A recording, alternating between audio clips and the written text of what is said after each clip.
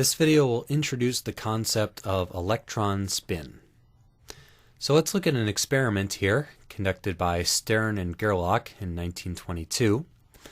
So let's assume that we have electrons coming out of here which are in the same state. So they're moving at the same, velocity, momentum, all that stuff. Electrons are being ejected from an electron source. They're going through a magnetic field. If the field is turned off, all the electrons end up in the same place. They end up right in the middle of this detector.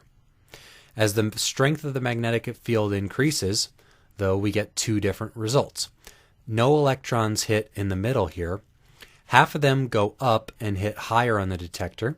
Half of them go down and hit lower on the detector as their direction is deflected by the magnetic field. So this is interesting because it suggests that the electrons coming out of here, even though they have the same energy, momentum, velocity, all that there must be two different states that exist for them to have two different results once they travel through a magnetic field. So the explanation here is that in no field, the two states are equal in energy, trajectory, everything. And then the magnetic field splits these two states such that they have different trajectories or different energies. So what Stern and Gerlach and others have introduced to kind of describe this phenomenon is what's called a fourth quantum number of the electron. So it's the spin quantum number. So m sub s for an electron is equal to plus or minus 1/2. So there are said to be two spin states, spin up or alpha, as I've indicated by this Dirac notation ket. So alpha is spin up, and beta, which is spin down.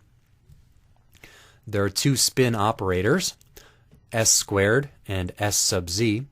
These are going to work similarly in effect to L squared and Lz. So this is the total spin angular momentum and the z component of spin angular momentum.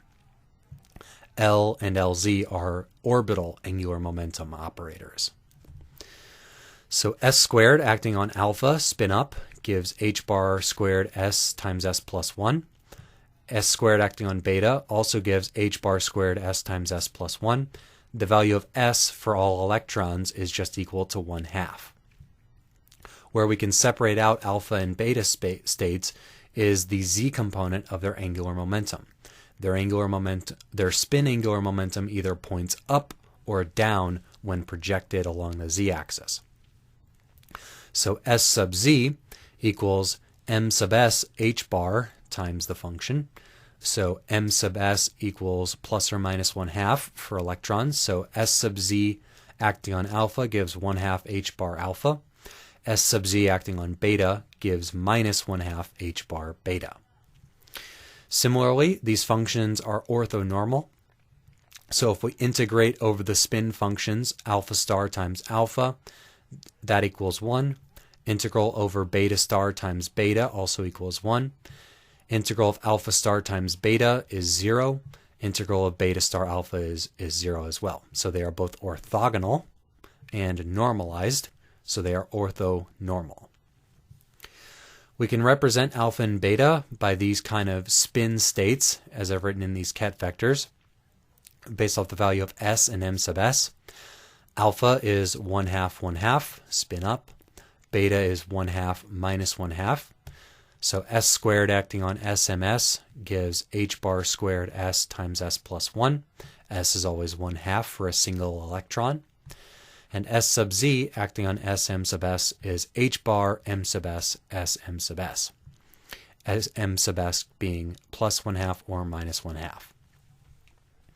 So the Dirac kind of overlap integral for these, for our s m sub s states, would be delta m sub s prime. If the two values of m sub s are equal, it's 1. If they are different, it is 0. So now for our hydrogen atom atomic orbital wave functions, we need to tack on a fourth quantum number. We have r, theta, and phi, which are the variables in spherical polar coordinates, nl and m sub l, which are the quantum numbers thus far. But now we also have a spin coordinate sigma, and we have the spin quantum number m sub s, which is plus or minus 1/2. So our total wave function is the spatial wave function psi nl m sub l. Notice that I've got the label m sub l now on m because there's the orbital angular momentum and the spin angular momentum. So psi nl m sub l of r theta and phi times omega of sigma, sigma being the spin variable. So omega of sigma is either going to be alpha or beta. So the state nl m sub l represents this spatial orbital. The state nl m sub l m sub s represents a spin orbital, a spatial orbital times a spin function.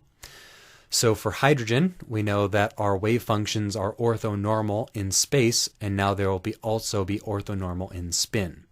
So the wave function is 1 if n and n prime, l and l prime, m sub l and m sub l prime equal each other, and or 0 if they're different. But now it is also orthonormal with respect to the spin function as well, making sure that m and m sub s are the same so that they're equal.